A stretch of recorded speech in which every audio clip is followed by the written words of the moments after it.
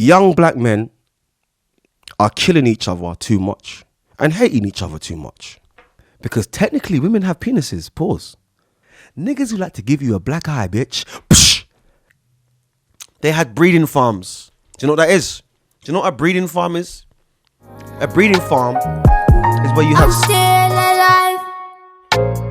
You will see. So people, it's me, innit? Once again, it's the incredible. It's another session, brother. It's another session with your boy. It's another session. It's another session. Full stop. I got the red peas soup here. It's nice and warm. They heated it up for me. Shouts to London Media Lounge. Listen, I love you lot to death. We as family. It's episode 9. It's episode 9. I got the Versace frames on. I thought I'd switch it up on them again because every week has to be something fresh, innit? Every week has to be something new, innit? Every week we have to gain momentum with something else. I want to talk about something that it's been bothering me personally. When I say personally, I mean personally, personally bothering me, like bothering me, you know, personally. Do you get it?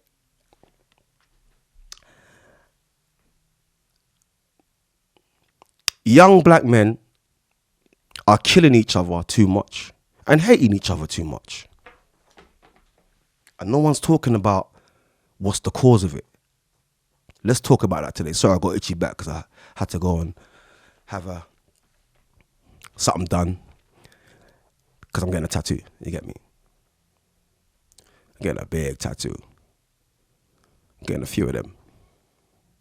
So I'm going to say it in romantic. I'm going to talk about this issue in romantic voice, which just don't make any sense at all. But it doesn't have to make sense for it to be true. Not necessarily. Why would I hate a man? Because he's not from my area. Even though, back in the day, when I say back in the day, about 30 years ago or so, I was 30 years younger. And I was from Northwest London.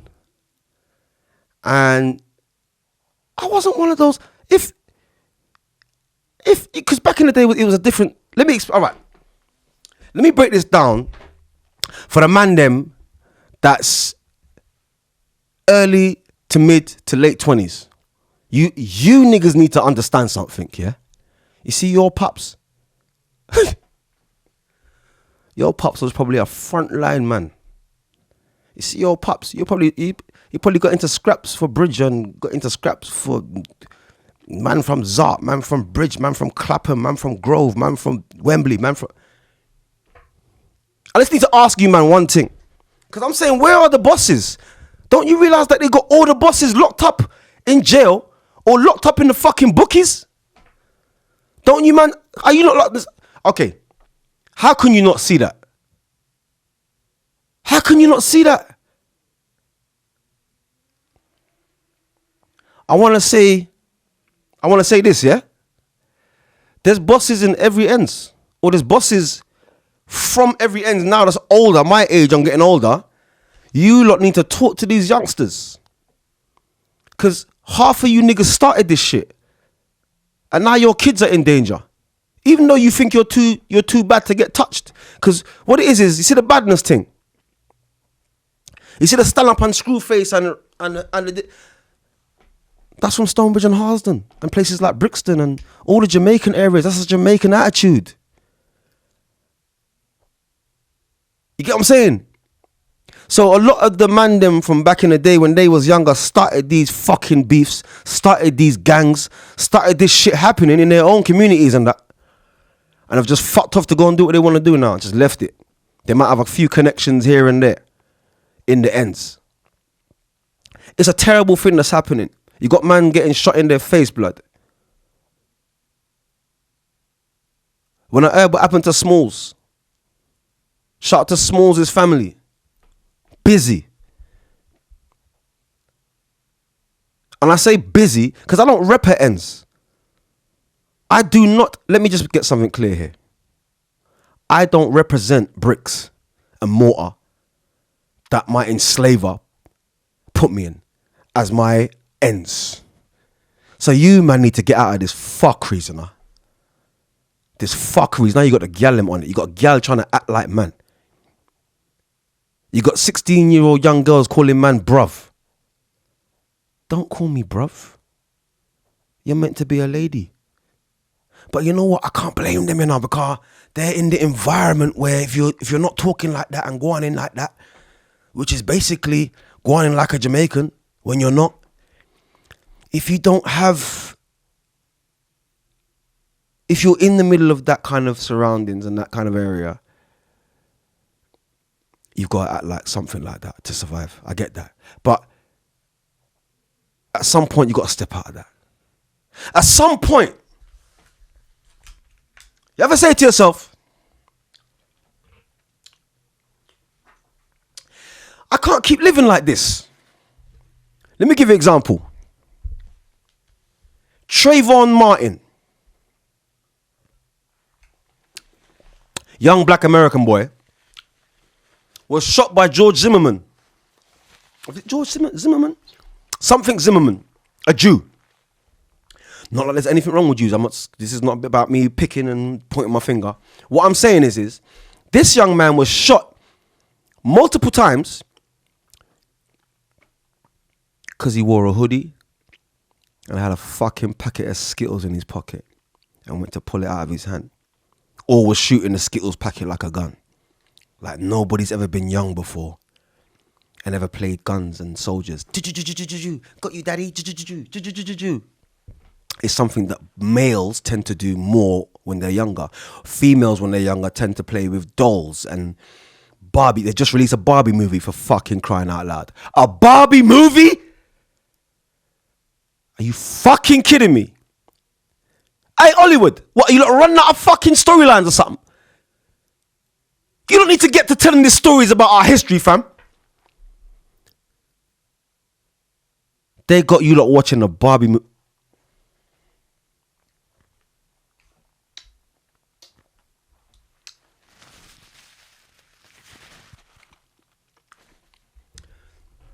Now, I know a lot of you parents, males, have females for daughters, okay?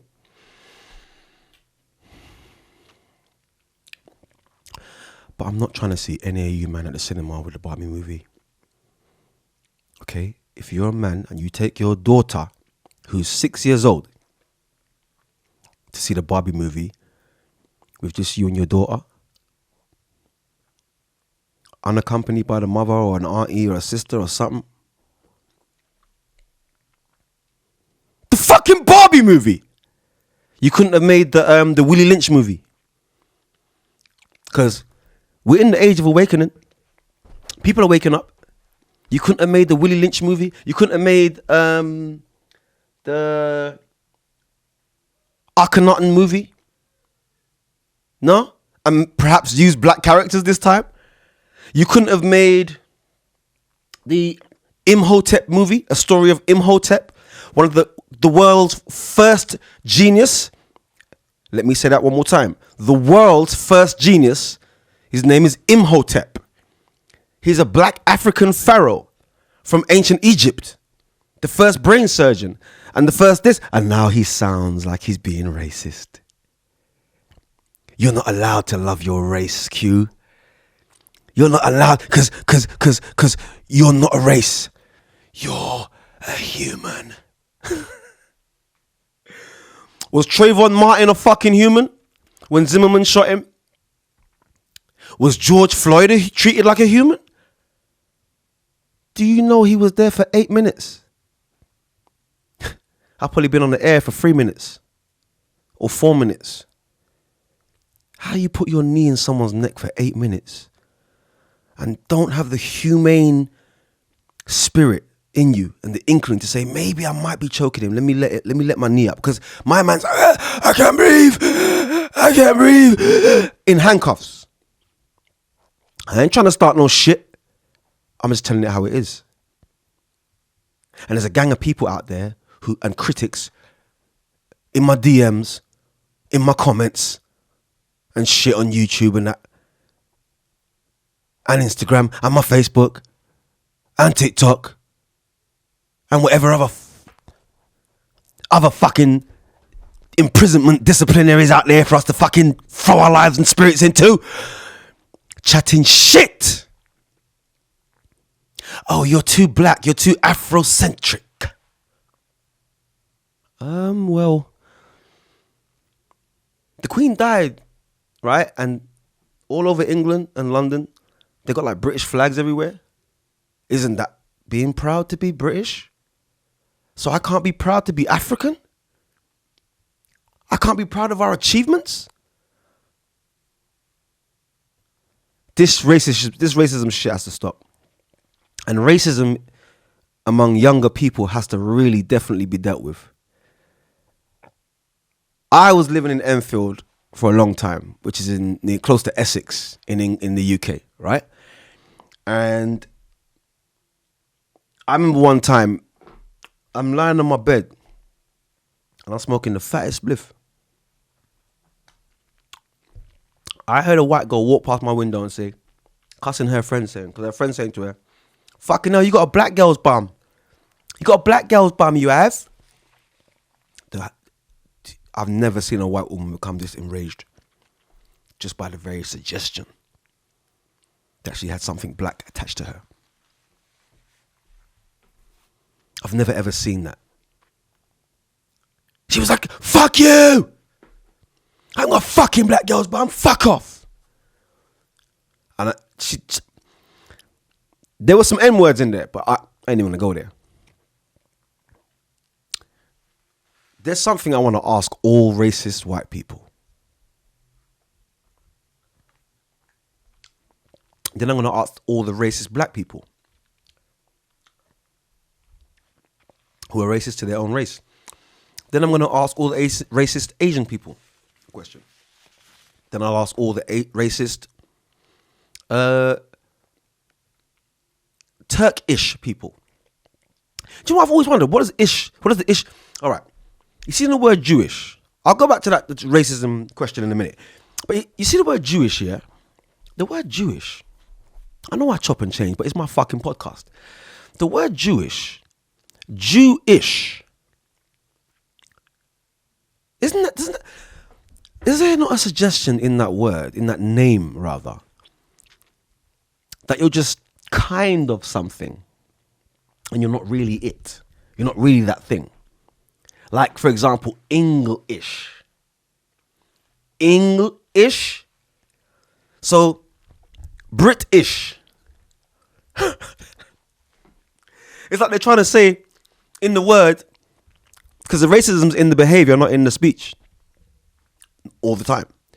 It's like they're trying to say, don't really belong here, and you're not really a part of this society, but we'll fucking accept you for now. What can you do for us? English. But then, because I had this conversation with my oldest son, and I said to him, I suggested to him, well, look at the word Jamaican. Jamaican. African. You know, we can go back and forth on words all day. But the bottom line is,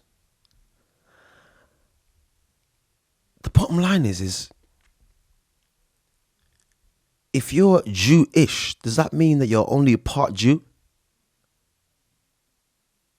Anyway, racist people, let me get back to asking you the question. First of all, shouts to the Pepper Pot on Tottenham High Road. This is not where I got this one from, but shouts to them anyway. Shouts to Mama D in there. Shouts to the Pepper Pot in Hackney is where I got this one. Dalston needs Dalston Market. Not far from Dalston Market, about 10-minute drive or whatever.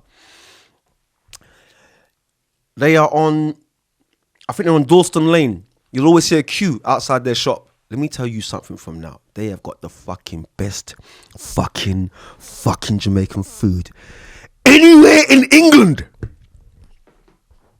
Sorry.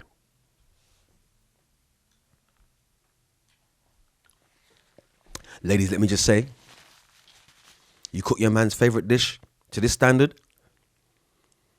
he ain't going nowhere.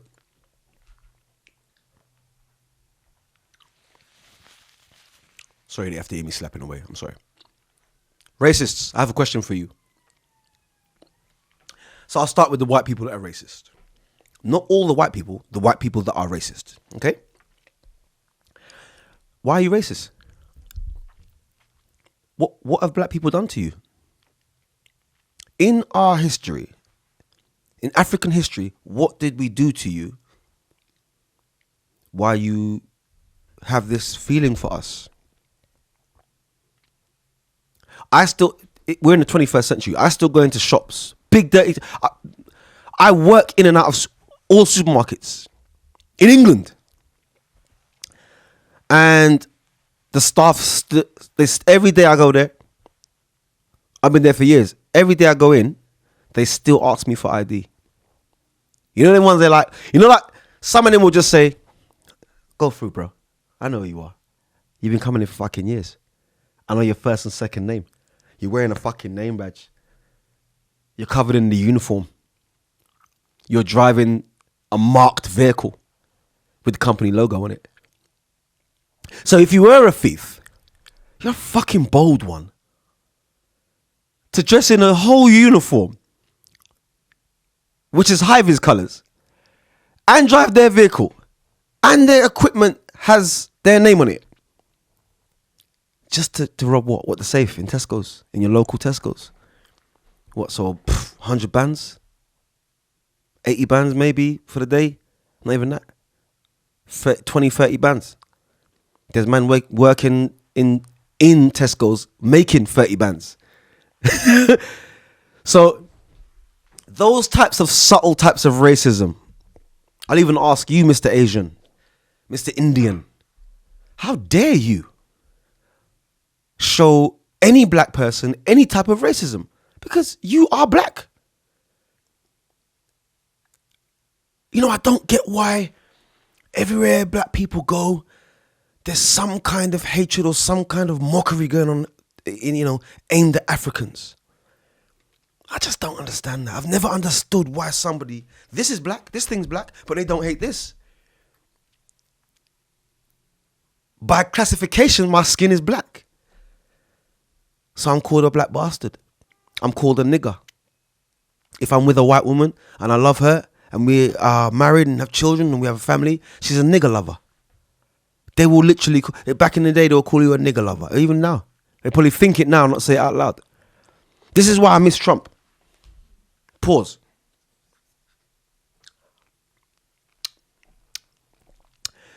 You know why I miss Donald Trump being president? I'm going to tell you straight. Because he would say the racist shit with no fucking filter at all. This guy was, picking any countries there, we'll go, I think if they make any noise, we'll bomb them, don't worry. And some of the shit he says back behind the scenes, he's saying what racist white people are thinking. Let me go further. Racist white men, maybe 1% of women, maybe even half of 1%, but about 400,000 racist white men stormed the Capitol building about 3 years ago, right? And I want you to understand the velocity of what I'm saying to you. I want you to understand in detail what I'm saying to you here. I want to explain it in a way where you really get what I'm saying to you. The Capitol building is the most powerful building in the world. They won't say it, but that's why it's called the Capitol building. The second most powerful building in the world, the White House. I mean, if that's not one-sided. Just to show you who runs the world. The White House is where the president of the planet Earth lives. Because America bullies everybody. They own everybody. They're in everybody's affair. They're flying in everybody's air. They have submarines in everybody's oceans.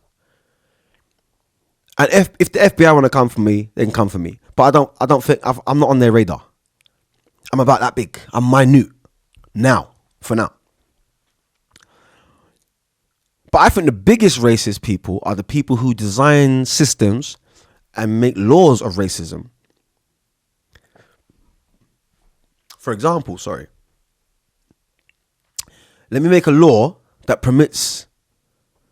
keeps black people from living in certain areas, because I know that all right, let me show you a chart in a chart form. So this is the start of the chart, this is the end of the chart, this is the middle of the chart. At the start of the chart, I've taken away their opportunities for them to even read. So how are they going to get jobs? So how are they going to earn money? They're going to be on a low income. But with my people, I've educated them from the highest degree from they leave fucking school. They're in a college that daddy owns, probably. Always, mate. So can you see where there's a gap where no matter how much somebody who is already intelligent tries to catch the thief? And that is how the system works. It is as simple as that, in a nutshell. So when I say to you, how can an Indian man be racist to me? He's acting like the white racist. Because in his community, the white racist is putting money in his pocket. In his community, the white racist and him take their dogs for walks together. So now, I mean, when you watch films like the what's it called again? The Rabbit Proof Fence, right? In the Rabbit Proof Fence, there's a part of the film where the owner, there's one of the owners of all the children in the whole of Australia. One white dude. In the whole of Australia. Racist guy. He gives you a breakdown of how to get melanin out of people. Now, this is something that they call eugenics. Now, this is a sick way and, a kind of anti-black Hitler-style Nazi way of removing the black gene, which is known as melanin, the particle called melanin, from a human being to turn it white. But what he's not thinking in his sick mind, because when you're sick, you're just sick. What the racist isn't thinking in his sick mind is that you can't, no matter, if you put coffee in a cup, that shit's just going to be black. You could put as much milk as you want in it. It's still an African. It's still an Aboriginal. And in the film, you notice that he says that he's trying to remove any trace of Aboriginal blood. So, to me, when someone calls me a racist for talking about this, because you should have forgotten about it by now. We've integrated you into our world, into your world. And that's the way they see it, fam. Straight up. And it isn't all of them. Because the ones that I fuck with show me nothing but love. The ones that I fuck with would not be seen to be racist or heard to be racist because they understand about racism. They understand that there are some white people and black people and Asian people that are just cunts and racists and just hateful people.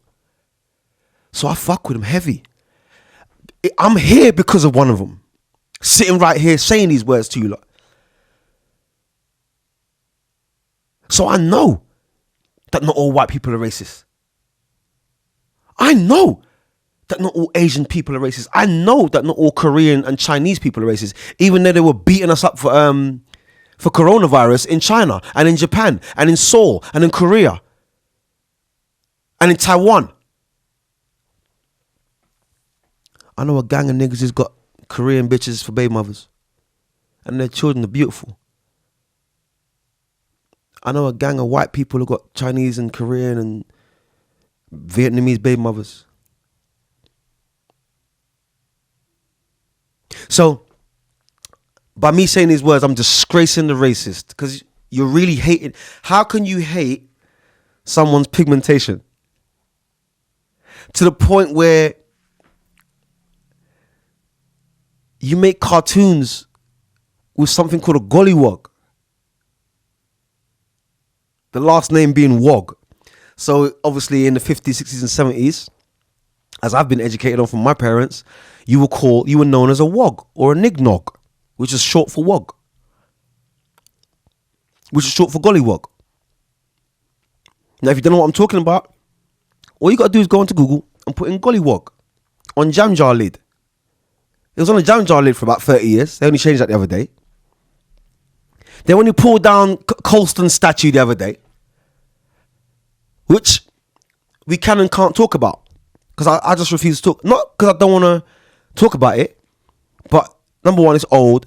Number two, listen, if you know that this statue, first of all, if you knew in the erecting of the statue that the guy was a racist and owned slaves in Britain, in London, and in Bristol, they had breeding farms. Do you know what that is? Do you know what a breeding farm is? A breeding farm is where you have several kidnapped female slaves, Negro slaves, trapped in a room with no soap, no water, no food, nothing. They get thrown the rations. They get thrown the pig's feet and hog margs and chitlins and cow tongues.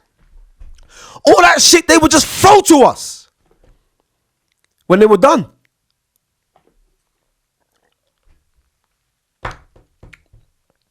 Do you know they would drink so much champagne, the masters, yeah? That whole corner would just be full up of like champagne bottle corks. You know what they would do? And the reason why I'm talking about this for this part of the show is because I don't want you lot to forget what my ancestors went through. Okay?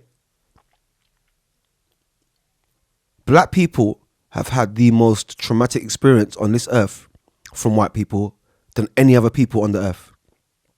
And I include the Japanese and Chinese into that. Because what they don't talk about nowadays, because my son's coming home from school, oh, Daddy, we're learning history. Oh, did they teach you about Hiroshima and Nagasaki?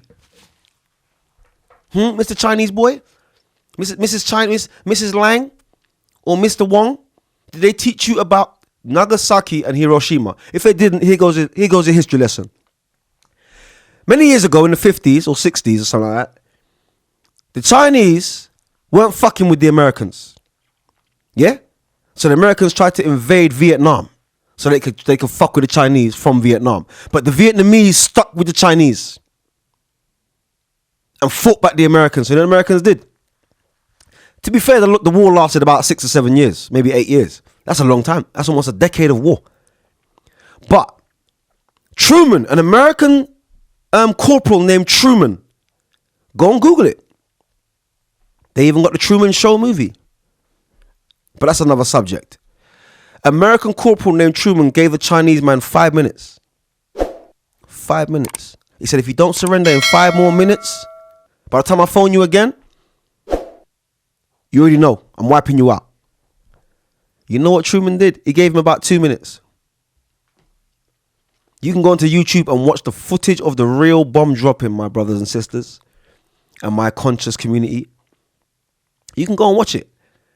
So they flew around long enough to watch the first bomb drop, which is the mother bomb, which is a 500 megaton bomb.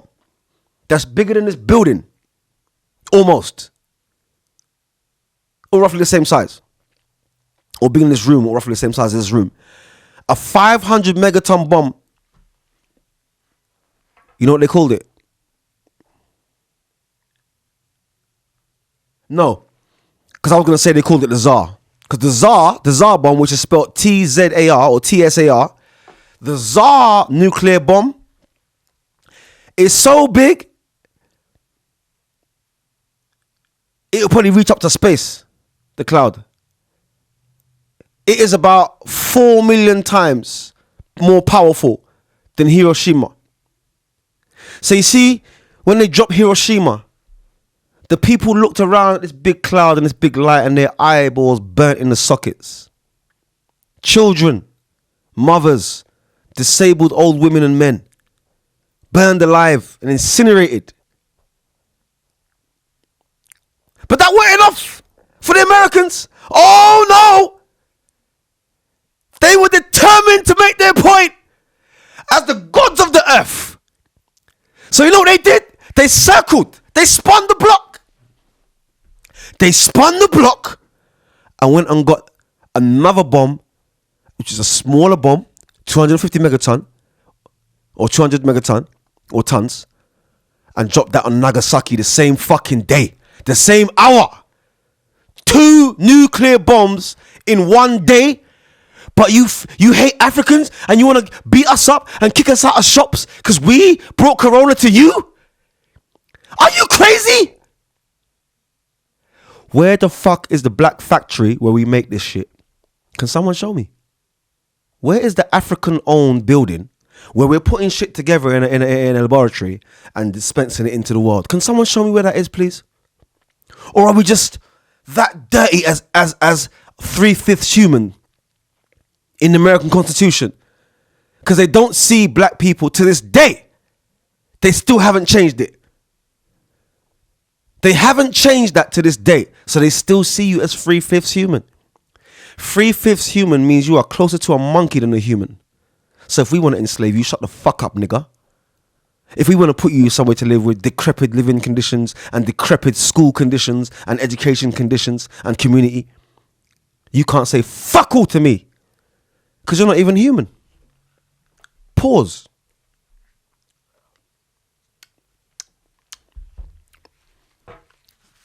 So that's that. On the racist tip, that is how they see black people. It don't matter if you're even a president of that world. Because you're just a black president in a White House. And I want you to honestly think about that, people, because some of these black people out here got white privilege. Hey, see me, I just talk. If you don't fucking like me, don't fucking watch my fucking podcast or my YouTube show. Some black people out here got white privilege. Let me explain this in a calm voice. You see your own fellow black man in a shop, in a supermarket, in a casino, in a pub or a bar, and you're following him like he's the danger. Mr. Black Security Guard, why the fuck are you following me? Don't your grandma look like my grandma? Huh, bitch? Didn't they put us both in the same cage, nigga? And you're following me. And there's some drunk fucking Asian over there or some drunk white guy over there, bottles hanging out their pockets. But you want to follow me, Mr. Black Security Guard? You should know fucking better than that, homeboy. Because let me tell you something again. They're going to reinstitute slavery. They've been prepping the world for the last 40 years. And I have absolute proof and evidence that I can point you towards, my people, that they're going to reinstitute slavery. They're already in Africa. The Chinese are there. The Americans are there. And I tell you this. If you wake up tomorrow, you black men, you wake up tomorrow with your white partners, and on the news is saying, listen, today the new rule going forward for the 23rd century is going to be that all black males and females are to be enslaved. Dead or alive, they're worth 200 million. Do you know a white boy or white woman that wouldn't sell you out? Do you? Would your partner sell you out? Do you trust your partner enough to know, to really know that they wouldn't sell you. If their people came to them and said, you give us this fucking nigga now, we'll fucking cut your throat. Would that bitch stand there, nigga, and say, shit, go ahead, cut my throat, because you're not taking my family? It's going to come to that. It's going to come to that. Everything in the last 25 years to 30 years or 40 years has been by card or credit. To get on a bus, card. To top your phone up, card. The microchip's been in the phone for the longest time. We ain't even pre that, you know. We've been walking around with the chip the whole time. We ain't even pre that part. So we've already been indoctrinated. They've already got us. They phoned everyone's phone the other day. No, not phone. They sent an alarm code or something, an alarm to everybody's phone in England. Pause. Not everyone's on the same tariff, you know. Not everyone's on the same network, you know. So how the fuck does that work? Pause. So, is there just like a government button in an office that they just press the button, type what they type in, and it goes out? Or do the government own the phone companies, the school companies? The government owns the law. Yeah, health. The nurses are striking again. The nurses are striking. If you get a bone stuck in your fucking throat and you call an ambulance and 999 are talking about, yes, hello, sir. Well, it's going to be about a 2-hour wait, unfortunately, because a few of us are striking, but we'll get there as soon as we can. What's the injury? I got a bone in my throat. I'm choking. Please, can someone come? Yeah, well, yeah, there's not enough of us because we're not being paid enough. I go in a supermarket today. One of the sisters is saying to me, we're struggling, you know. I said, what's wrong, sis? She said, listen, they're getting rid of people and not replacing them in this place. I'm not going to say the name of the supermarket because I don't incriminate myself or that sister. But what it seems like to me, it seems like the film WALL-E. If you've got kids, you know what I'm talking about. Pause. There's a Disney movie named WALL-E, yeah, where the man, do you know what, to be fair, it's actually in all the films now. If you're really awake out there, look at me, people. I'm talking to my people now. I'm not talking to the people that are asleep. I'm talking to the people that are awake. I'm talking to the people that have been awake. We ain't had no sleep. We're mad tired, but there's so much things going on. Like, they're putting the spirit of a message into the movies. These fucking witches are dealing with witchcraft in the movies. Why do you think they call it Hollywood? Holywood. Huh? Because remember, they used to pray to trees, and the Druids of England. The British Druids used to pray to trees. That's why they say touch wood, it will happen. They believe in a certain energy coming off the tree. That's good for them. Yeah? So anyway, when you go into a cinema, it's usually dark. Look at the way the settings are. The lights go down and the speakers are mad loud. The big Dolby sign comes up. Dolby, point whatever, 5, 6, surround sound. So now your human senses are engaged. They got you. In the movie WALL-E, and in most movies leading up to WALL-E and after that, because this is about a 20-year-old movie, or 15-year-old, they basically fuck up the earth. Same with the Will Smith movies, with him and his son. They are going to do something. They're going to do something up in space. And all right, have you seen the film Don't Look Up? Yeah, I know you have. Everybody's seen that. They made sure put that on Netflix. Everybody's seen Don't Look Up. If you haven't seen Don't Look Up, go and see Don't Look Up. Have you seen Greenland? Almost every film now that's out, they're fucking with your synopsis in your brain. And they're giving you the message. But can you figure it out? Are you that spiritual? Are you switched on? Is your pineal gland working? They're going to fuck up the earth, blood. They're going to do something down here that's going to make it uninhabitable. For even them. Remember, they already fucked the ozone layer. They got to live here too. No ozone layer. No oxygen, amigo. No oxygen. No life, eh?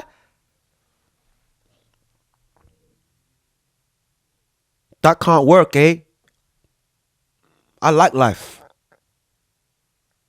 I like my life. You got Bill Gates trying to block out the sun.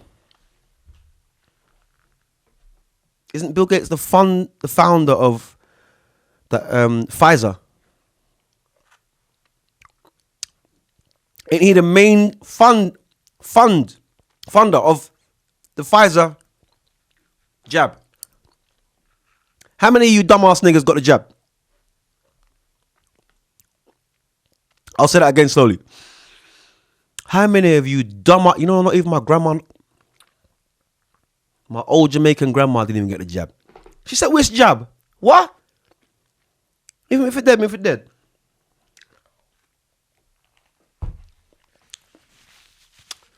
Let me ask, for the jabbed people who don't need to wear masks if any corona comes back,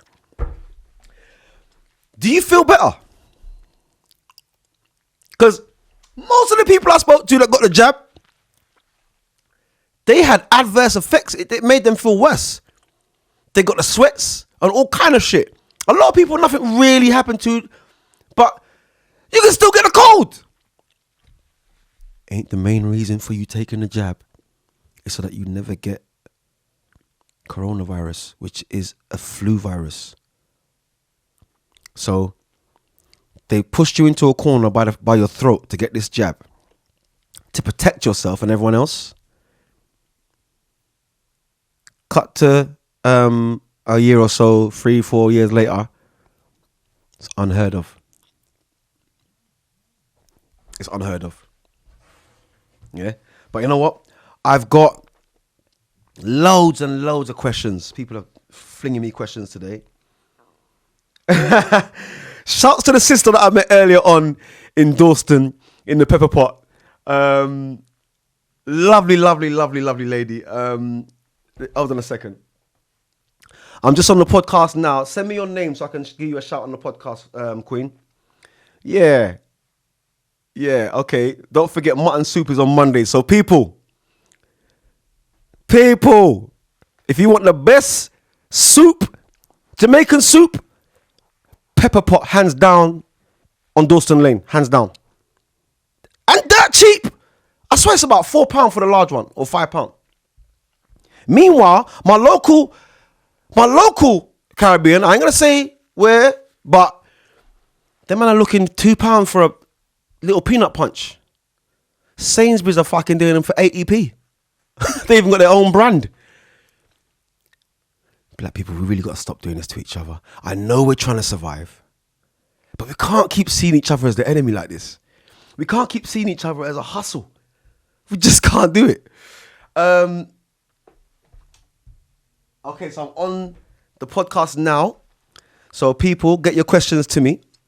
Any questions you want about, usually about men from the females, usually about females from the men. All right. So shouts. Okay, so shouts to Yvonne from earlier on at Dawston Lane. Very, very wise and a woke sister, and no doubt that the Creator will place her back on my path in the path towards the light. And many sisters like that. You know, sometimes you just come across that humble sister. And when I say sister, I am talking about a black woman. Sometimes you come across that humble sister. She's not married, she's single, and she's not even looking for a partner. She doesn't even fancy you. She's just talking to you as a sister, literally as a sister. And you know something? It overwhelms me sometimes because I'm thinking, not that I'm expecting every woman to, oh, she's talking to me, so she must fancy me. No. What I'm thinking is If there's sisters like that in the world, and she's grown, she's probably my age. She said to me she was 63. Listen, she looked about 30. She looked about 30. But I'm gonna go into. I don't even know if you guys are gonna be able to hear these ones. Just bear me 1 second.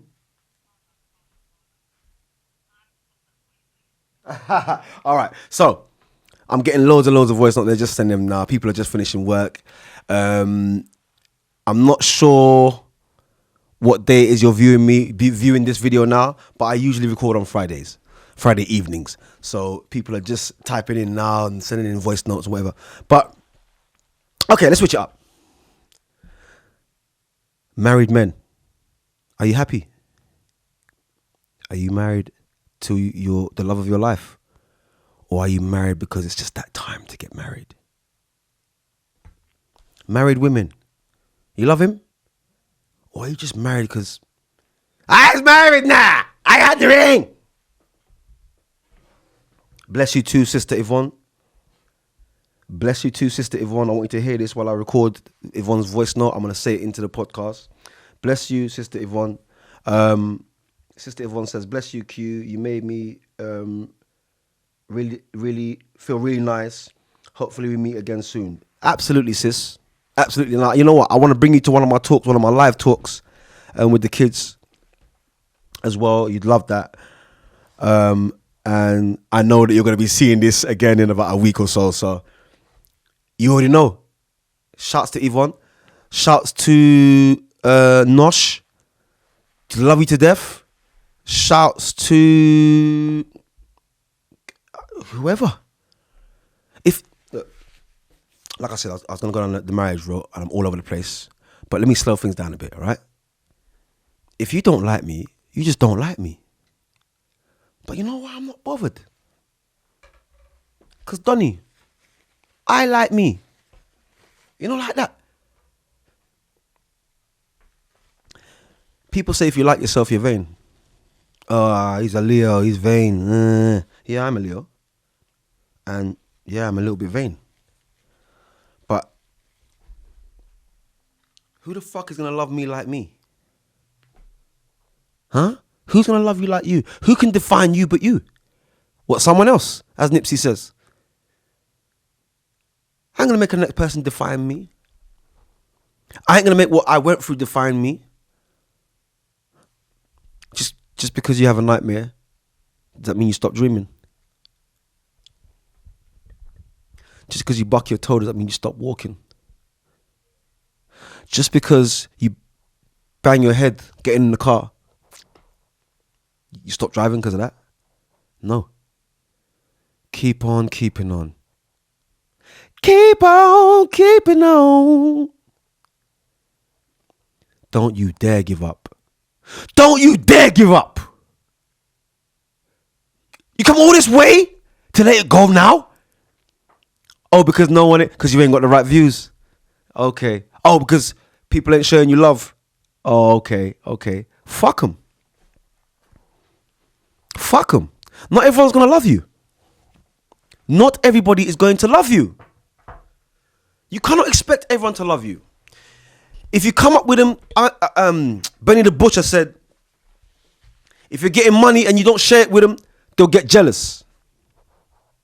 If you come up and you have a specific spirit, you have a specific culture of doing things. If you're working around people who don't support that, Dame Dash said, if the first word out of your mouth when I share my dream with you is, you got time for that right now? Or, you sure you want to do that right now, Q? I ain't fucking with you no more. Because as Dame says, you shouldn't be trying to mash down dreams, especially while I'm dreaming. But not for me. Ladies, if you have a partner who doesn't always tell you you're sexy or try to slap your bottom in public, tried to kiss the back of your neck while he's standing behind you, holding you. If it's none of that going on in your relationship, he don't want you. He don't fuck with you like that. He's probably fucking someone else already. Me? I can't be in the house with the girl of my dreams and not slap her on the bottom. Just on a normal walk by. Pow! Yeah, you know that's my shit, innit, bitch? I wouldn't say bitch. I wouldn't say bitch. How you gonna walk past the woman of your dreams in the house? Even if it's a bad day and a fucked up life. Even if you're disabled. You gonna roll past your bitch and not just psh. If you don't, somebody else will. Hold on. I ain't even saying pause no more. It's all about hold on.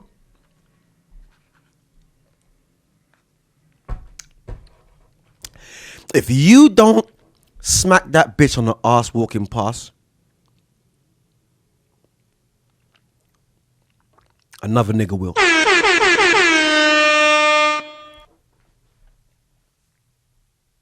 Let's get down to the business.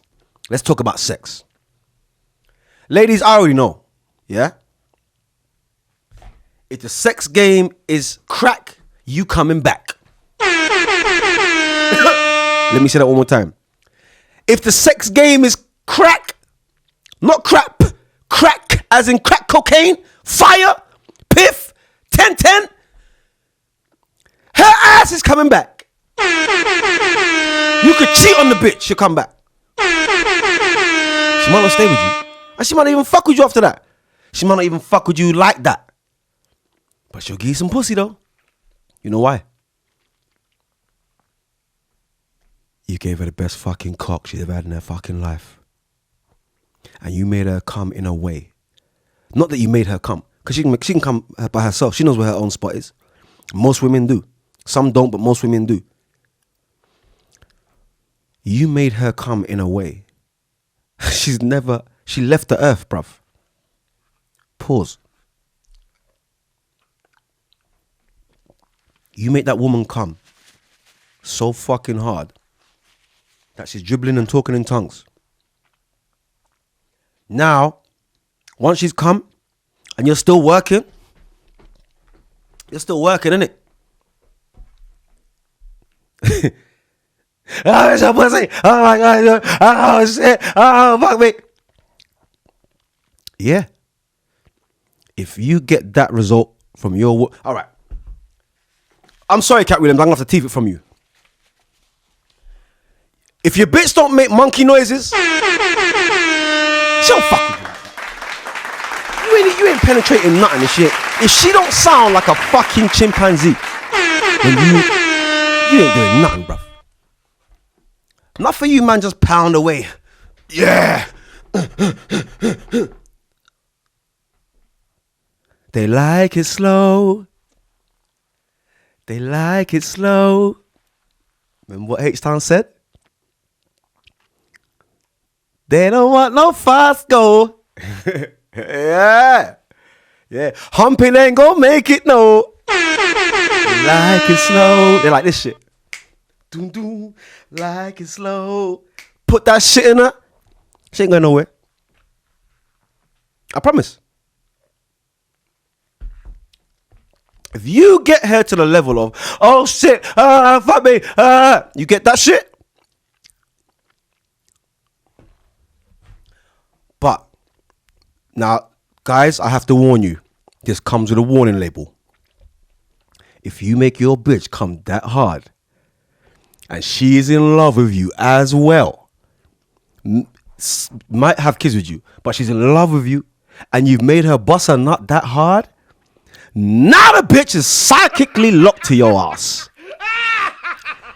You can't be doing no playing after that, nigga. Oh, you plan to go to the casino with the man them and fucking get a couple of strippers and that, yeah? Guess what? Now she's got a psychic connection to you. You put your fucking brain fluid in her and you made her come. You mix both of your brain fluids together, stupid. Now she think like you. Now the second that fucking model sits on your fucking knee, guess what?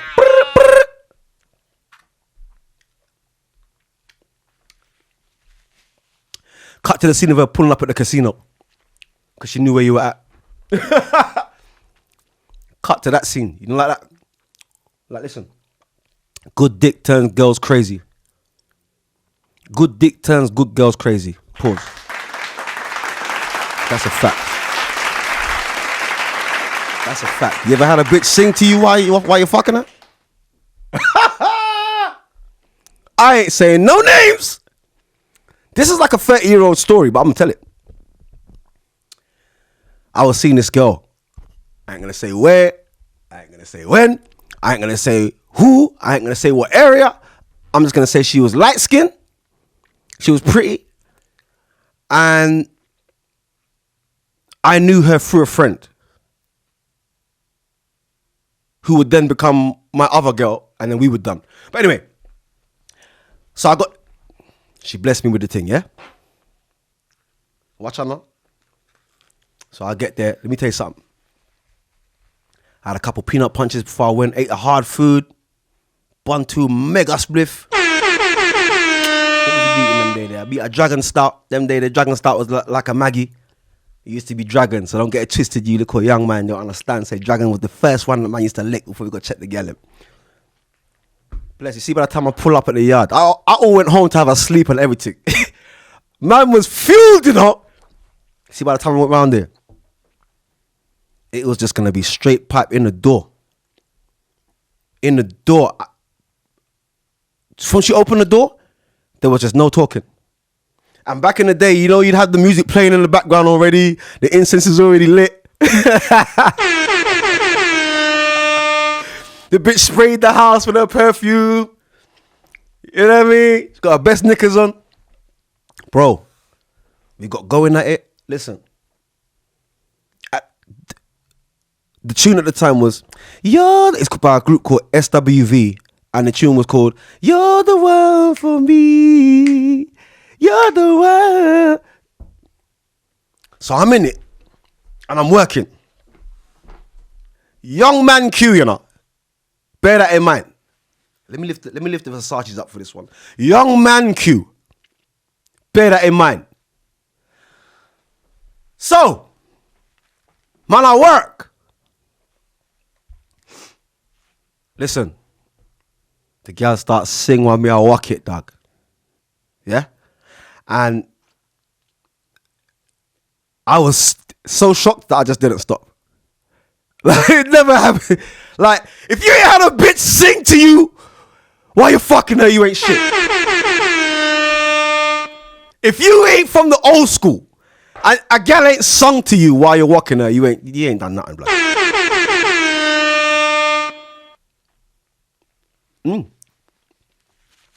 I just hear, you're the one for me. You're the one. I'll say, oh shit. This is how serious the dick is. So we as men actually underestimate what this dick does to this woman. It really is the magic stick.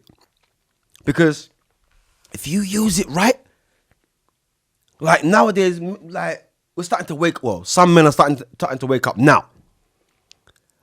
Me and my dons have woken up how many decades ago. So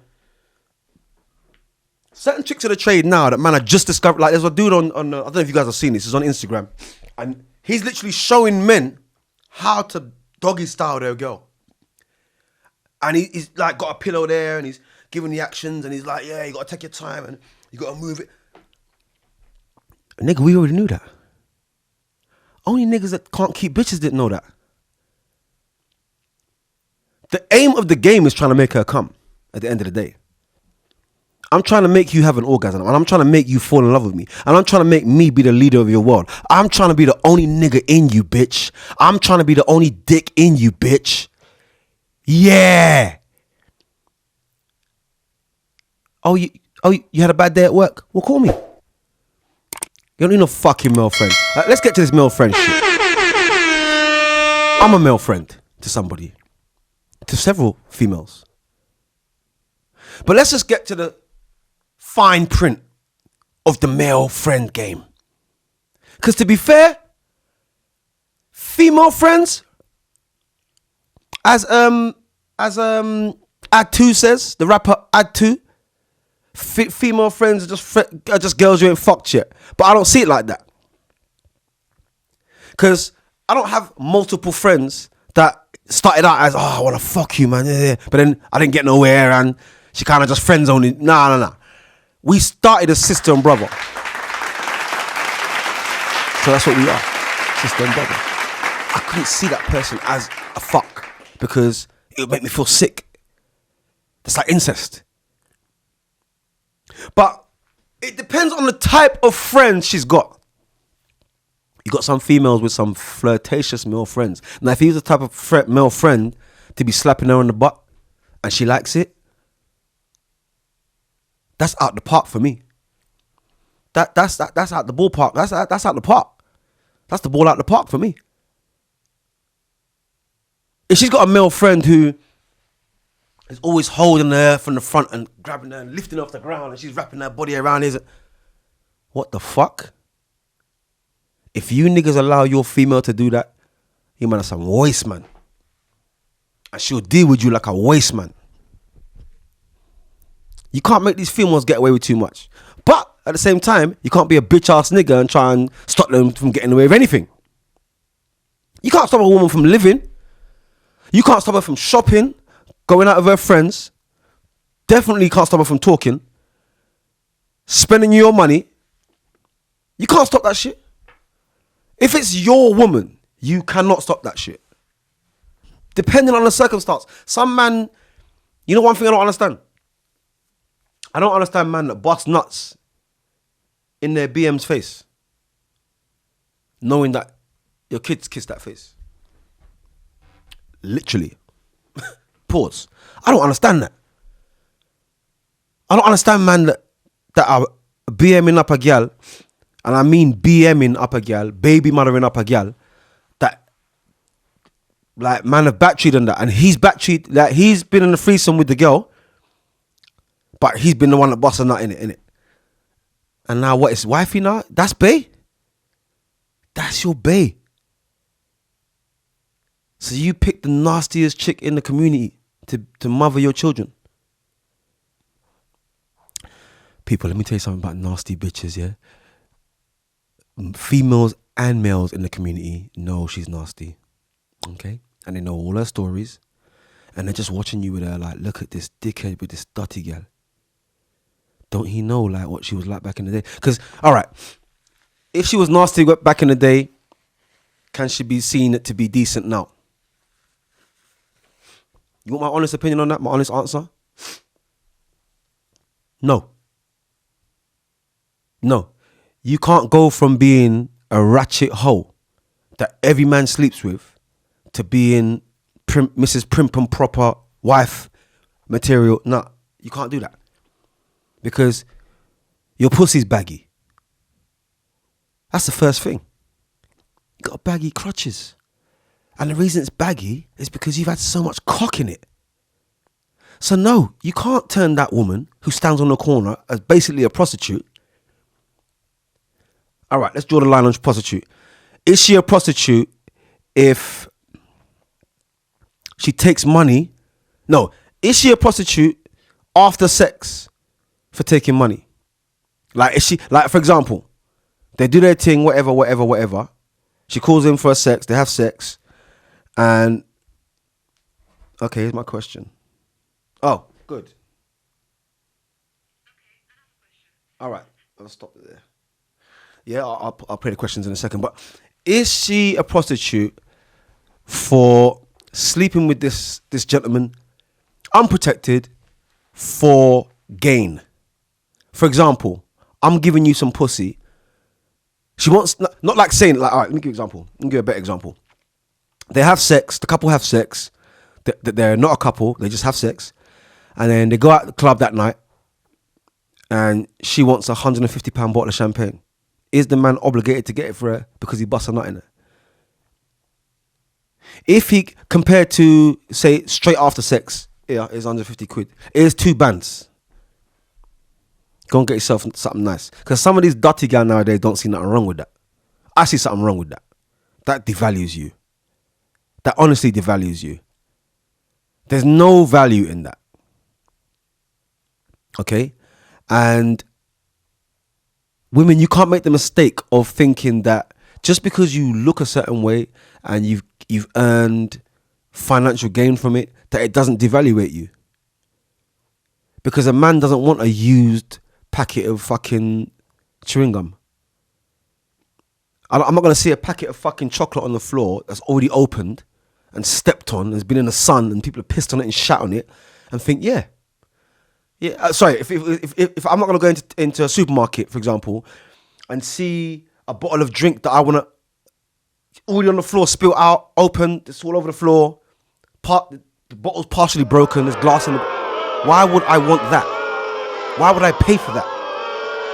I want something off the shelf. I want something that no one's... Well, I'm not going to be unrealistic at my age.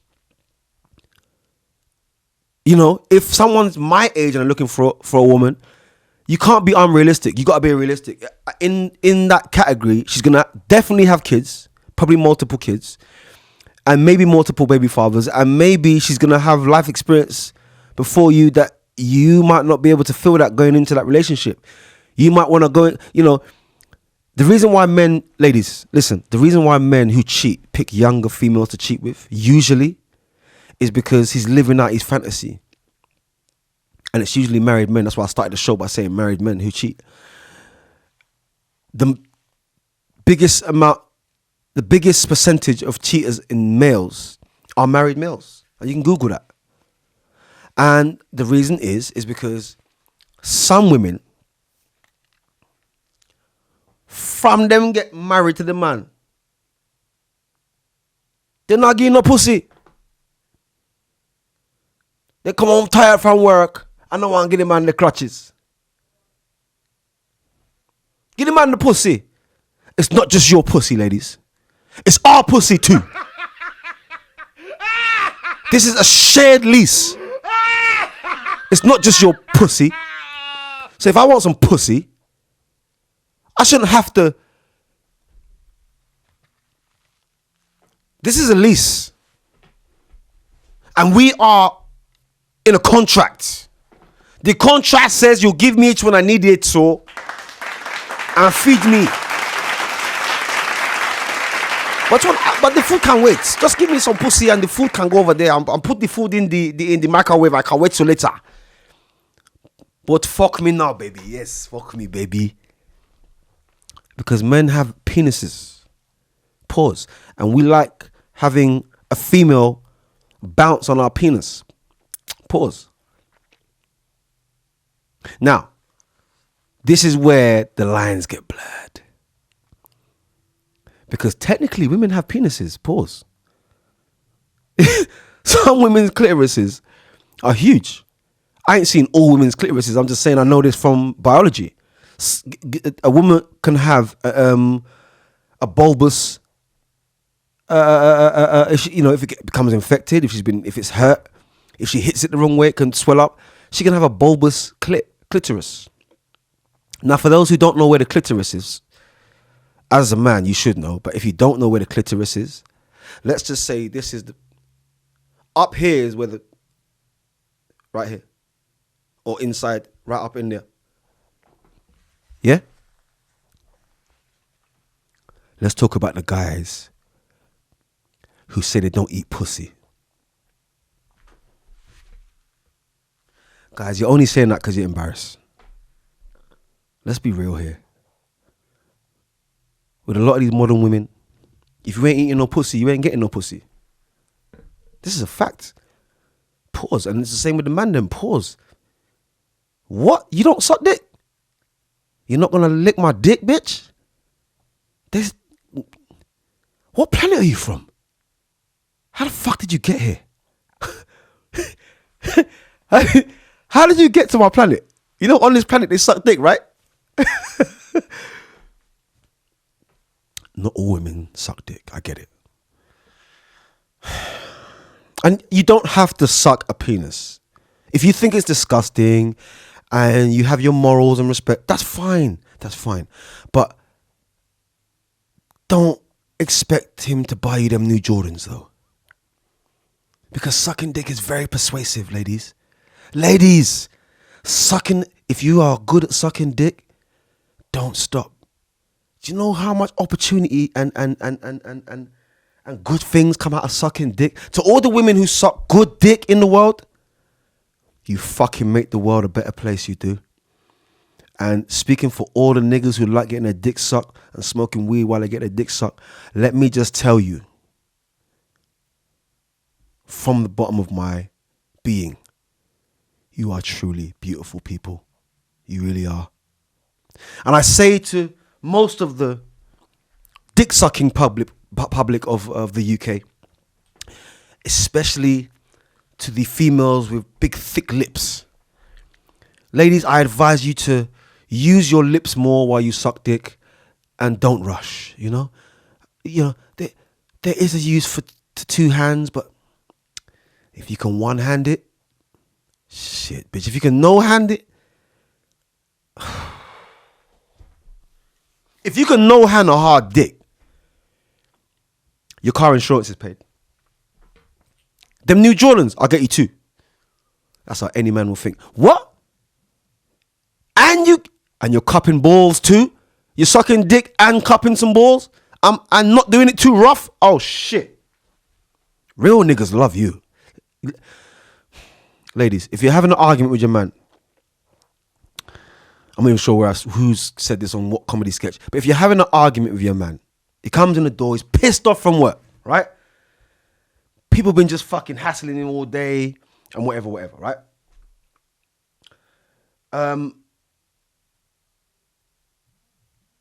All the messages coming through. Sorry, I'm just talking to you guys. I'm looking at my phone. As he hits the door and starts the bullshit, yeah, fuck you, man. Yeah, whatever. Fucking blah, blah, blah. Just go over to him. He'll be like shocked, you know.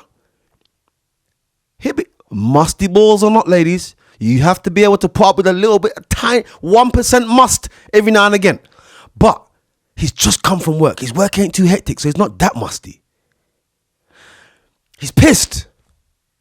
Whatever's going on in his world, he's taking it out on you. He's taking it out on the fucking dog. He's taking it out on the kids. He's moody. He's walking around fucking moody. Bring him in the room. It don't matter what mood. You could be on your period, bitch. Bring him in the room and show him that one-handed shit. Choke yourself with it, bitch. And I'm telling you, the argument is no longer. That nigga will be like, baby, you want me to go and fold the clothes? Do you realize the power of getting your dick sucked? Now, I will say this. For those of you who are just learning how to suck some dick, pause. Stop using your teeth. Men don't like teeth on their penis. You can use the teeth afterwards to catch the nut, sort of thing, you know? But now, ladies, let's talk about you. You like your pussy, eh? Don't act like men are the only fucking perverts. There's some perverted women out here younger than these guys and more perverted than the man them. There's actually the level amount of lesbians couples that are going strong, same as heterosexuals. Go and look it up. So now everyone's getting into this. I want to live with it in a threesome. I want to be a throuple. That's the new name, you know. It's called a throuple. A couple with threesome. A throuple. I want to live in a throuple.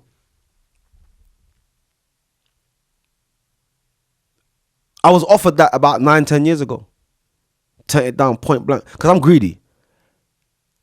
The threesome might have been good, but there's no way I could live with a nigga that's... No. And there's no way I could live with... See, men think that it's all good. Yeah, 2 women. Yeah. Pussy all day, head at night. Yeah. No. Because both them bitches come on the period at the same time. You ain't thought this through. Niggas ain't thought it through. You lot ain't thought this through. 2 women in the house at once? What if they can't suck dick? So now you got two bitches that can't suck dick in the house. There's nothing worse than living with a woman or just having an experience with a woman sexually who can't suck good dick. Women, there's levels to this shit. Level number one, ground level. The bitch who just don't know what to do with the dick. She's just looking at it, pause. She's just looking at the dick. Where do I start? Wiping shit off the dick. That just, vibe done. Vibe done. You're wiping fluffs off my dick, bitch. Vibe is over with. Ta-da. Let's go to level 5.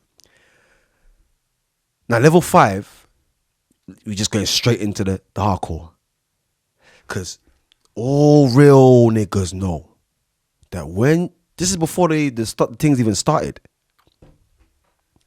If she does this shit here with her hair, ties her hair.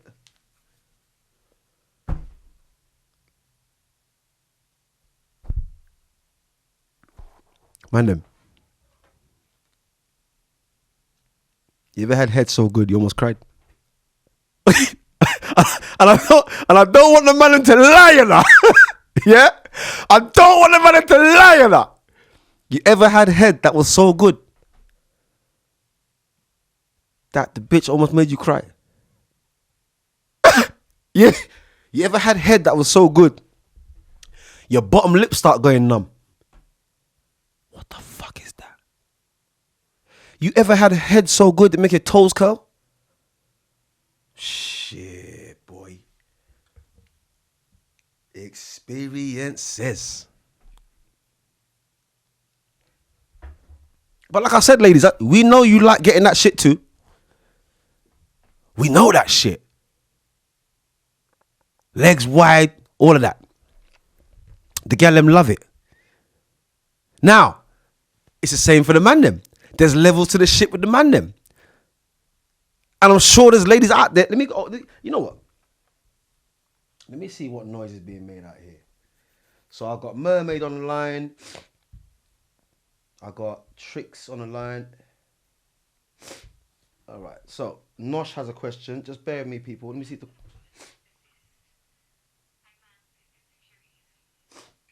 All right. Okay. So I'm gonna play this message, and this is the first question of the. Do you know what? I didn't even bring my speaker. I'm just gonna play it raw off my phone. If you guys hear it, let me know. If you don't, I'll listen to it and I'll say it out anyway. Question number 1. Okay, I have a question. How can a woman assist a man with his insecurities? Apart from the obvious things like talking, reassurance, showing them things, apart from that, if a man's still insecure and he's still stuck in the past and he still carries baggage, how can a woman help him drop those baggage so he doesn't burden her when he decides to walk in life with her? Brilliant question. Thank you, Nosh, for that question. Love you for that, babe. You know what my suggestion is? You know what my answer to that question is? Trust him. That's it. Men are simple creatures. We're not hard to figure out. What that would mean is that, and I need for the women to understand this, and I'm actually going to let Nosh hear the reply as well. What that would mean is, let me just, hold on a minute. I'm actually going to get Nosh there. So basically, based on her question, is it going to answer? No, it's not. All right, cool. So based on Nosh's question, how can you... I'm going to play it one more time, actually, so I can remind myself of the question. Sorry, people. Okay, I have a question. How can a woman assist a man with his insecurities? Apart from the obvious things like talking, reassurance, showing them things, apart from that, if a man's still insecure and he's still stuck in the past and he still carries baggage, how can a woman help? All right, I got it. Find out what his baggage is. Ladies, men carry pain for years, You lot hurt us and you just don't even penny it sometimes. But because you, your natural nature is to just naturally think that we can just take whatever. But understand this. When we get hurt as men, because we can't tell everyone about it, we carry it for years. So it's gonna be some kind of pain that he's carrying. I'll just do a voice note. It's gonna be some kind of pain that he's carrying, because men carry pain for years because we can't tell no one about it. So we just bury it year after year. And we might even get into a relationship or two or three or four, and relationship after relationship, it will work with the burden of him swallowing that. But if you have just met this man, or you're trying to make your man's, because when you say insecurity, that reflects on him. That's got something to do with him. He was damaged by a woman who maybe she would not like the way he dressed. Maybe she didn't like him wearing blue. Maybe she didn't like him wearing red. But whatever it is, it's guaranteed to be a woman that's caused it. And you, as the woman, or as his woman, you have to now repair that. Don't let him just be there insecure. Because the most insecure people, in my opinion, in any relationships are step parents. And I said this 2 weeks ago. Step parents are the most insecure people, because they may be secure with themselves, but they're in a situation that their nature's being fucked with, because the kids ain't theirs by blood. So they got the biggest reason to feel insecure. But a man will only feel that way and act that way. And you know what? Even when he doesn't feel that way and act that way, it's not forever. Let me say this. I'm going to send this to Nosh as well. Even if a man feels that way and acts that way, Nosh, it's not forever. And just to the general public and just to all the females who are watching, ladies, it's not forever. It's not forever. He's got his shit together. He's got no criminal record. He's got no debt. He hasn't got 10 baby mothers. He just don't want to be hurt again. And so what he'll do is he'll pursue you in a specific type of way. And it will seem like he's carrying baggage, but he's not carrying baggage. In fact, the very fact that he can talk about the past means that he's over it. Anybody that can talk about the past, male or female, especially if it was traumatic for them, they're over it. If you can talk about the past, you are over it. If it can leave your lips with ease, you're over it. I grew up in Stonebridge. I was attacked many times as a child by different people, not in my family, just people in Bridge. And when I say attacked, I mean attacked. That in the 90s, it weren't no joke. So my experience of just now being able to say that means that I'm over that shit. I don't have to worry about it no more. For example, in a couple of weeks, I'm going to have a rape victim on my show who was raped for about 10 years by her boyfriend and beaten up bad and threatened, had her life threatened, that almost lost her children. And that victim is going to come in and have a discussion with me. And the reason why I brought that up is because it's not about what happens to you. It's about how you get up from it. And the example I always give is, I'm not going to bring up exes and do all that shit. The example I give is, I've had experiences of women that they just had no respect for me. And now that I look back on it, I'm like, I kind of deserved it, because I've had my opportunities in my time, in my younger life, where I didn't respect women. I had to find respect for women, even though my mother raised me respectful of women. I had to find respect for women, because my choices in life were, the choices of music at the time. I mean, this is the 90s. So we're talking about Redman and Cypress Hill and Ice Cube. And those are my influences. Lab Cabin, California, The Far Side. albums and all that. I was in that zone, you know what I mean? You know, Mike Geronimo and the one Chief Rocker number one. The one Chief Rocker number one, Chief Rocker. I was in that north side of Stonebridge thing. You understand? So my thing was East Coast influence. And then, man, they always had a couple bitches on this side. And at the time, for me, it was like having a light-skinned pretty girl, or multiple, made you a king. And I was raised in an area where it was full of peasants. So everyone's looking for their kingship. So I got used to that. And in the dancehall scene, it was that as well. But just to answer that question there, to all the ladies watching, ladies, he likes you, man. He likes you. And let me see if I can get any more questions up. And I'm going to keep it real. If a man likes you, he will show you his insecurities because he knows he's counting on the fact that you're not going to judge him for it. He's counting on the fact that you lot can move past it together because maybe there is an insecurity there. Not saying there is, but maybe if there is one there, maybe you're the one that's maybe you're the light that's meant to help him see down that tunnel. Bottom line is, ladies, he likes you. When a man likes you, he'll go the extra mile. He will go the extra mile. And if he's a decent guy, hardworking, you know, as they say, God-fearing. I don't really fuck with God, but God-fearing or creator-fearing.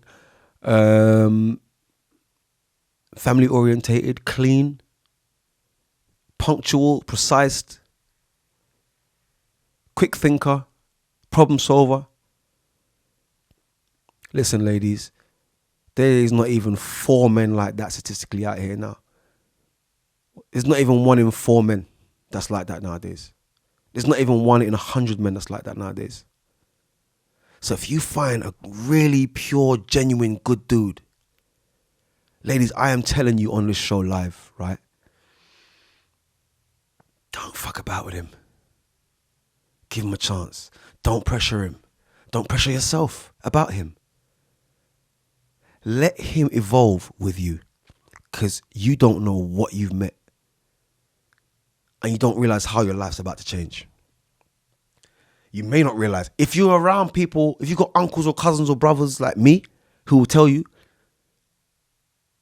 then you could make it. I'm going to fling on the Instagram live so you can see me now. I've got about 25 minutes left. I'm going to go home and heat up my soup.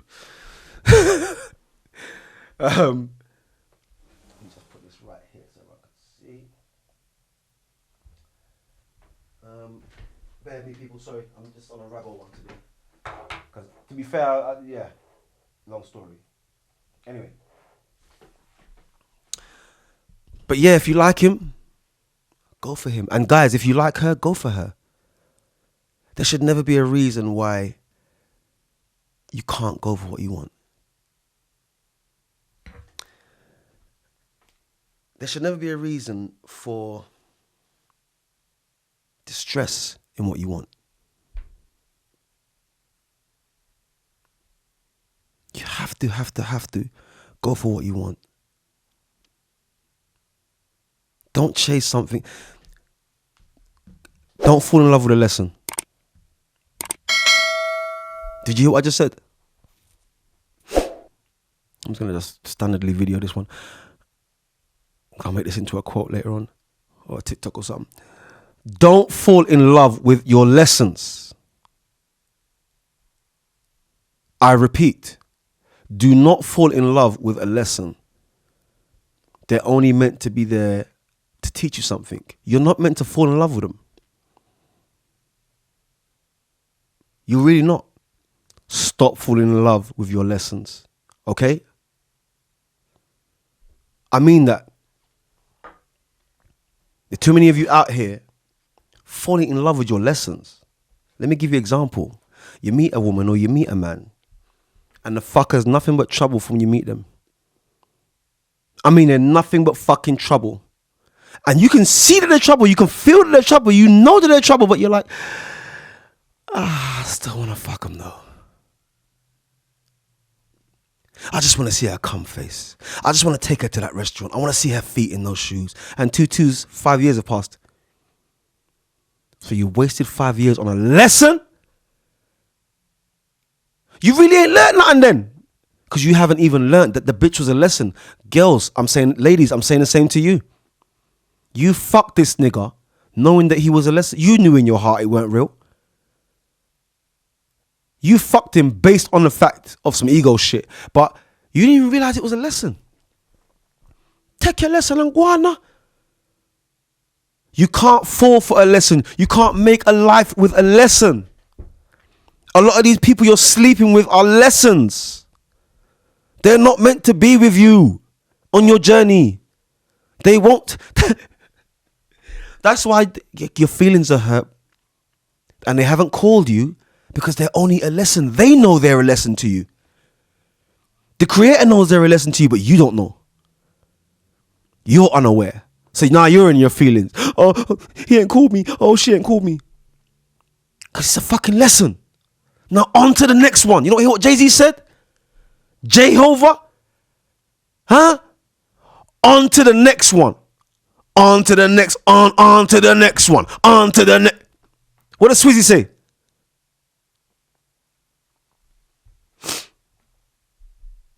Then the next lesson is going to be a lesson in psycho niggas. Niggas who just pull up at your workplace and put trackers on your car. Then that won't work. That might last about 3-4 years. On to the next one. Now you're going to learn a lesson about violent niggas. Niggas who like to give you a black eye, bitch. Psh, and lock you in rooms and shit. And steal your car and fuck your friends. This is lesson number 3. Let's move to baby father number 4. Boom. What do you got from Q? Well, Johnny. We got a nigga here who likes to beat a bitch up, fuck her friends, give a bitch a black eye, thief her car and her money and her bank card, and breed the bitch up too. And the bitch still staying with him. Well, that sounds like a lot of fun to me.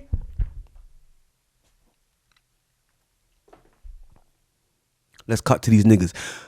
What could I have won, Q? Well, let's see what you could have won. Yeah, a nice, sexy bitch, independent, everything. But every nigga's had her though. Every nigga's had her. All the niggas in your community know her.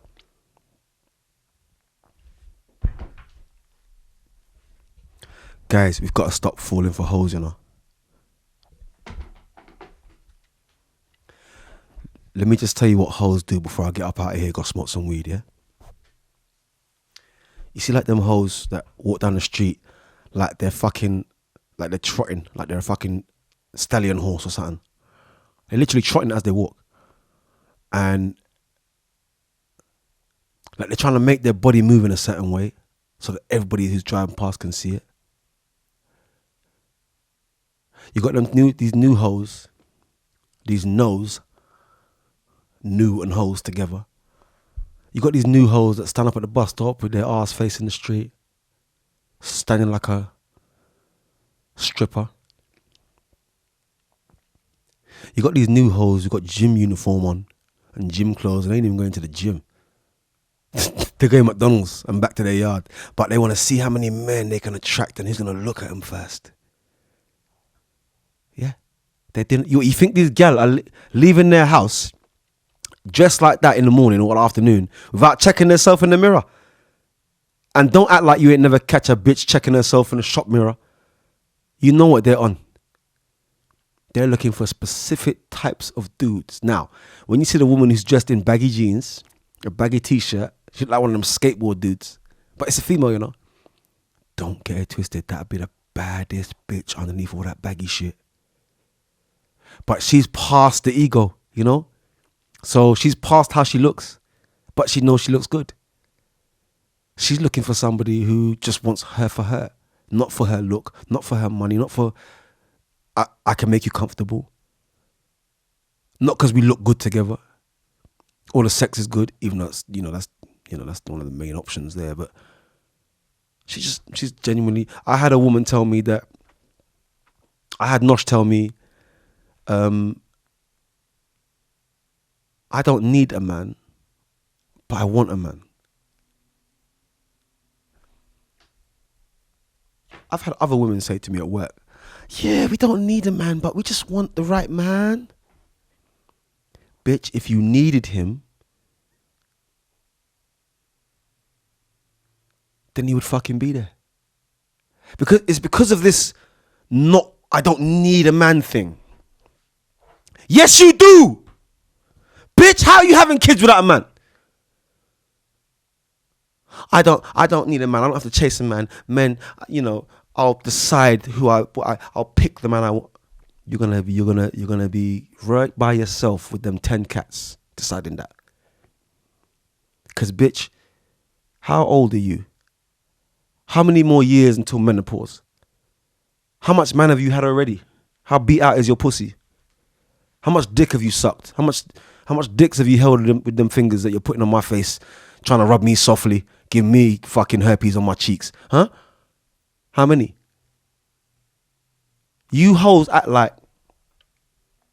You bitches act like. You got time, but you ain't got time. You ain't got time. It takes about 10 years, really, to get to know somebody. Think about it. On an adult one, it will take about 5-10 years. Well, I'm a person, I can read people up quickly. So I can meet you on the first day and know what you're about. I know whether I'm going to dominate you or not. I know whether you're going to dominate me or not. I know whether I'm the right person for you or not. I know whether I'm going to be fucking you or we're just going to be friends or not straight away. Ladies, most real niggas, we know that straight away. And we don't have to ask nobody. You understand? Because we just know that shit. I look at you the first 10 seconds, I know what kind of sex we're going to have. And most real men know. And the women, and the ladies. Ladies, you know too. Within the first 20-30 seconds, you look up and down in that split second. Yep, I know what kind of dick he's gonna have. Pause. I know what kind of sex we're gonna have. I know where we're gonna do it in the house, how many times, everything. Well, bitch, I got a video playing in my mind, even after you walk away, of what I'm gonna do to you. So step into the man's world for a second. We have videotapes playing in our mind about what we are going to do to you. Pause. One thing, I'll use the last 15 minutes of the show to say this.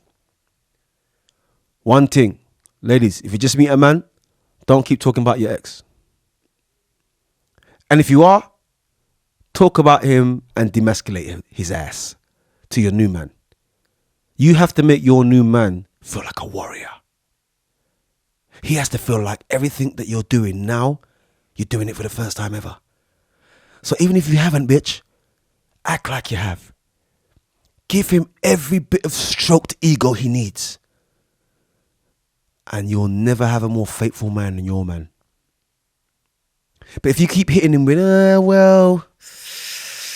I don't really need a man, but I want a man. Bitch, go and ask your great-grandmother if she needed your granddad. Bitch, go and ask your grandma if she needed your granddad. Bitch, go and ask your great-great-great-grandma if she needed your great-great-great-granddad. You dumbass bitch. Your family traveled from wherever they traveled from to get here, to start a life here and build here. And you're talking about, no, well, I don't need a man. I want a man. You know what that says to a man? That says, I'm disposable to you. I'm not. You're not. You'll never be serious about me. That's what that says to a real man.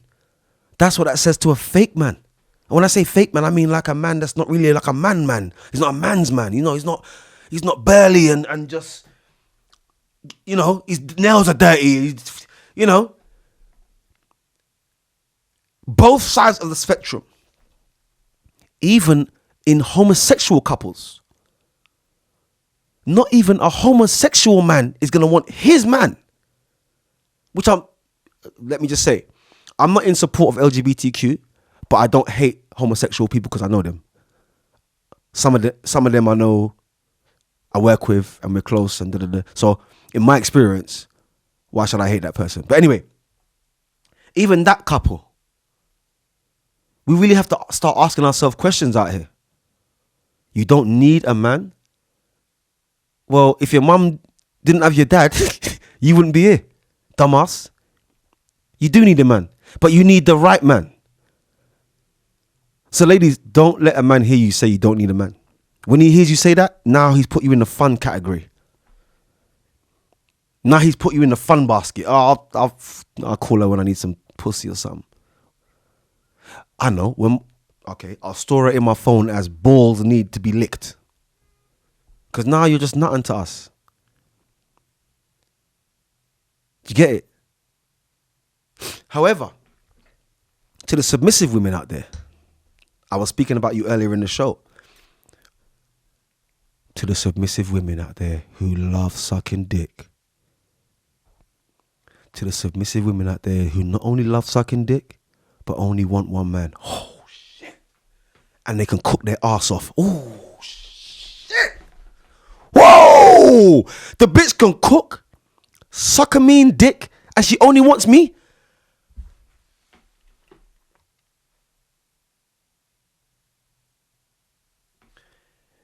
Any man who finds that and doesn't stay with her, don't be mad when you see a nigga like me with my arm around her walking down the high street. No, fuck that. I won't even have my arm around the bitch. She'd just be walking beside me. Yeah, we're going to the restaurant. Say nothing. To you bitch ass niggas out here. And to you bitch ass bitches. Because yeah, if a nigga can be a bitch ass nigga, a bitch can be a bitch ass bitch. To you punk bitch ass bitches out there. You better understand. And I'll say this for the last about 11 minutes to go. You need to understand something, bitch. If your dad never met your mum and gave her his semen, you ass wouldn't exist. So, ladies, I'm calling out to you now. Look at the way my hands are tucked into each other. I'm calling out to you now. In the name of Ra, I'm calling out to you. Stop this culture of I don't need a man. You do need a man. I'm actually going to print t-shirts from this week onward, which I'll be giving away on the show for absolutely free for the summer. Good quality t-shirts at that. Really good quality. That say on the front and back of them, I do need a man. I just need the right man. And I want you to walk wherever you're going with them. And I want you to take those t-shirts on holiday with you. And I want you to just look at the normal modern woman's reaction to that statement. You can't go around and possibly think you don't need a man. Listen, listen, he cheated on you. He fucking hurt you.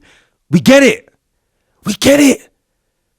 Okay, so he hit you and did whatever to you. Some women have been raped by their partners multiple times, which is awful. We get that. But that's not me. When you say, I don't need a man, I just want a man, what that says to a man really is whatever the fuck he did, you're blaming it on me. Whatever your fucking ex did, I've now got to pay for, bitch. And that's the true meaning of baggage. Let me just say, that is the true meaning of baggage. When a woman has an ex that she can't get rid of.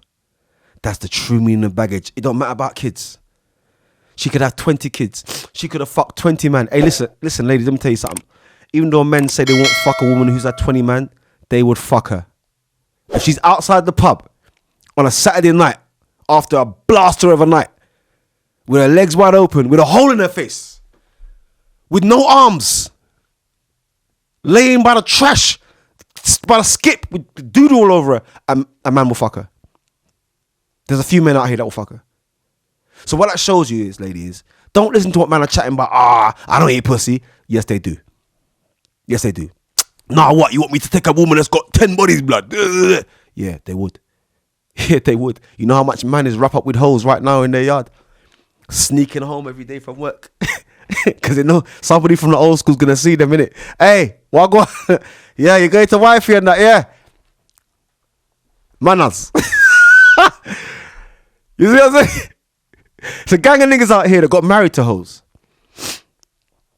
Because it's not about what the rest of the world sees, it's about what you see. That's the only thing that's important. What you see in the mirror isn't you. It's not what everyone else sees of you.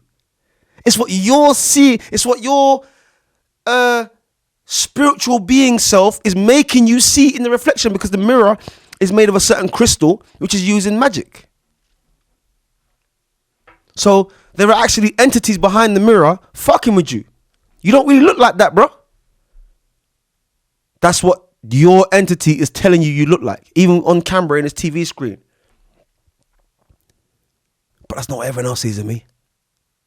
So ladies, don't believe them when they say they don't do all this shit, because they do. Enough men are out here even yamming batty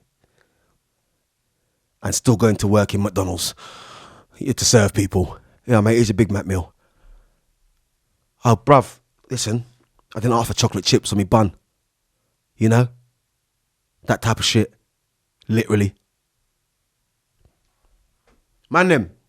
Stop one like you can change these hoes into housewives. You can't, bro. Hoes is hoes. And they ain't loyal, and they ain't ever gonna be. Ladies, and I'm talking to the ladies, not the hoes, not the ratchets, not the bitches, or the bitch-ass bitches. I'm talking about the ladies. Ladies, stay being ladies. Set your goals high and let him climb up to that goal. Because to be fair, it's the lady that raises our standards. Men don't raise our own standards.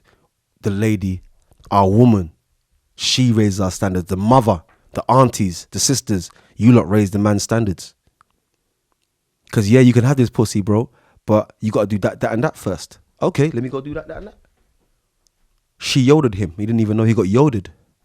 And when I say yoded, I mean from Yoda from Star Wars. Yoda wouldn't even open his mouth. He just, boom. Man's thinking something different. The whole room. To my viewers, I love you. To everybody who watches my clips on YouTube, if you wherever you're watching me, streaming me, if you download my clips to your devices, I love you all. Check out my Instagram. Yeah. Actually, no, I'm gonna change that one, so I'm not gonna give you that name. I got a new one coming, so I ain't gonna give you that one. But jump on the YouTube. Yeah. Dua Mutef, close to the bone. You already know. I can't help but to tell the truth. It wouldn't be right of me to lie. But ladies, trust me. You guys are the leaders of all standards. So if you don't have any, we ain't gonna have any. And it's just a vicious cycle. But to the one person who chimed in with a question, is it Nosh? Nosh? Just so you know, and to all the other ladies, who listened to Nosh's question, my answer to that is, don't stop pursuing him. He is a magnificent, wonderful, humble person. He's been hurt badly, deeply and badly. Maybe it might not even be a woman that hurt him. He might have had trauma in his house. He might have saw shit when he was younger that he weren't meant to, or heard things he weren't meant to hear, seen things. Been in situations, you don't know what people are like. And man, them, same for you. Talk to her before you take her home, bro. Find out what she's like, bro. She could have been raped for 20 years by her dad, for all you know. She might have AIDS, for all you know. Talk to these ladies, man. And yes, the way they're looking nowadays, the way they're dressing, everyone's dressing in their tight clothes and rare, and we get it, man. But to you man them that are trying to grab up gal and trying to go on overly aggressive with the gal them,